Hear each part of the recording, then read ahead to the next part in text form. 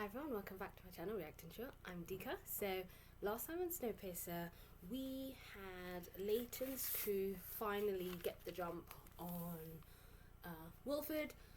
He clearly wasn't happy that Leighton was playing this game of cat and mouse with him, so they were kind of trying to duck each other down. I was going to say in an elephant graveyard, in a train, in an old train sort of yard with plenty of tracks. So they were kind of following each other. That's where Leighton led him into. So then hopefully he'd be able to connect onto him.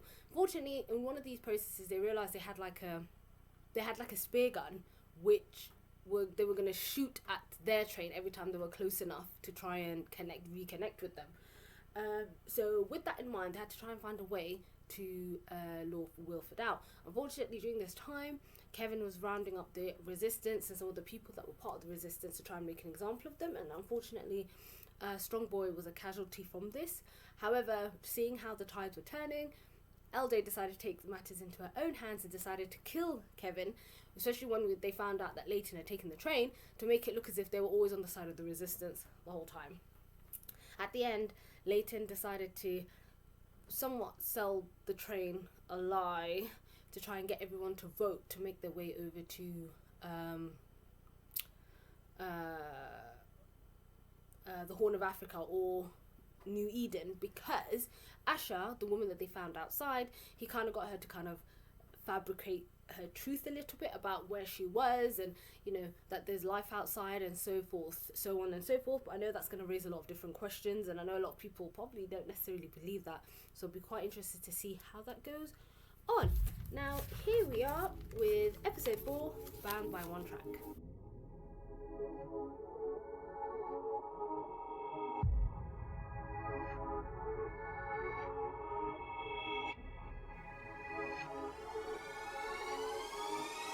So that was episode 4. That was actually a really good episode. I really do like the parallels we had of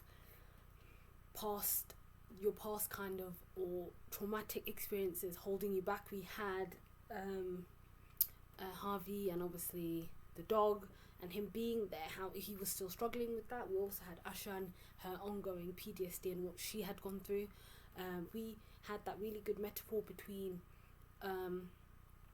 those old carriages from Big Alice that was stuck on the track, and essentially once they were free, metaphor for Alex being free, like part of her was kind of still stuck, and this was also stuck to Wilford. I did like how she was really honest with this, like the ghost Melanie, about she misses him. And I guess if you think about it, in the beginning when Melanie had left and then Wilford had Alex, he technically had raised her up until the point they had met at the end of season 1, or season 2 even. So when they had met and she realised that Alex was still alive, she thought she'd lost her child. So he technically was the only father figure in her life up until that point. So there's a part of her that feels guilty for missing him and hates him. And I did like how he was her own subconscious trying to allow her to, you could still love him, you could still care about him and still hate him for what he did. And I mentioned it when Wilford in the cell was trying to figure out where they were, and he pinpointed exactly where they were. He felt some form of remorse to Alex being in there, because it's like, no one has to see that, she shouldn't have to see that. Which now, seeing that side of Wilford makes me realise, okay, his relationship with Alex has always been, I guess, in a father figure type of way. There's a part of him that still truly cared about her. It's just when Melanie had come back into the equation, there was all this drama that happened. But I was really surprised at how we could see his character. Like, there are so many different facets to Wilford.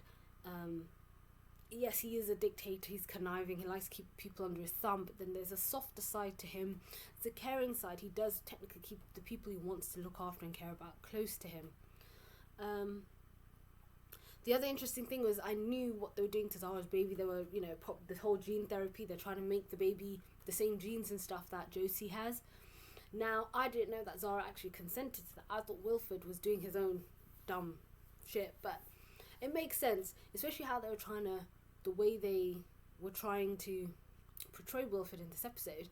Essentially, nothing will be done by force. He'd give you a choice. I suppose they probably went to her with the plan, and she said, yes, you know what, this sounds like a good idea. Andre assumed that because of how Zara doesn't have the best rep among the Tailies, especially with their history together. But it was interesting to know that she actually consented to it, and she even said to Andre, you could either forget about it or you could keep it on your shoulder, basically, but this is how it's gonna be. I feel really bad for Roche. He's still struggling with the death of losing his wife. Obviously he's lost his other 2 children, and now him and the bond between himself and his daughter are really strained because he is taking it a lot worse. So he took justice into his own hands to basically kill him. By the looks of it, it was horrible what happened to his wife, because her body technically decomposed when it was stuck in there for 6 months, so she wasn't getting anything. So he's really struggling with that, and he decided to, basically trying to bring justice. And Wilford is now in critical condition considering what has happened to him. I did like what we saw. That almost feels as if, how Pike, he mentioned how for some strange reason he's always good at averting what's good for him, about how he could be a very good, he stayed with the resistance. Part of me is a little bit annoyed how people always talking about Leighton had left, he ran away, he left them. I personally think Leighton gave them the best choice, the best option they could have.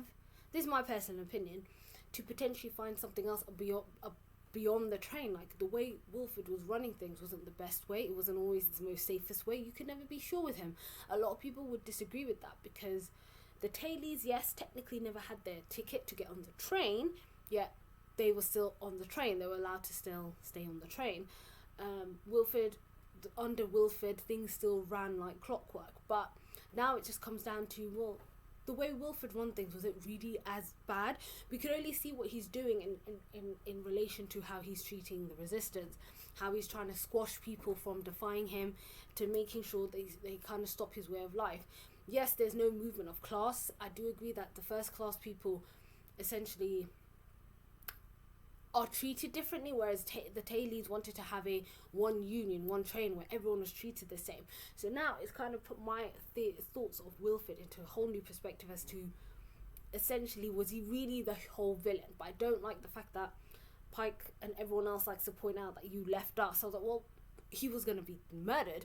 Wilford was going to kill him. He had to find a way to help preserve the train, help find a new life for everyone. And again, if that involved finding a way off the train, it involved finding a way off the train.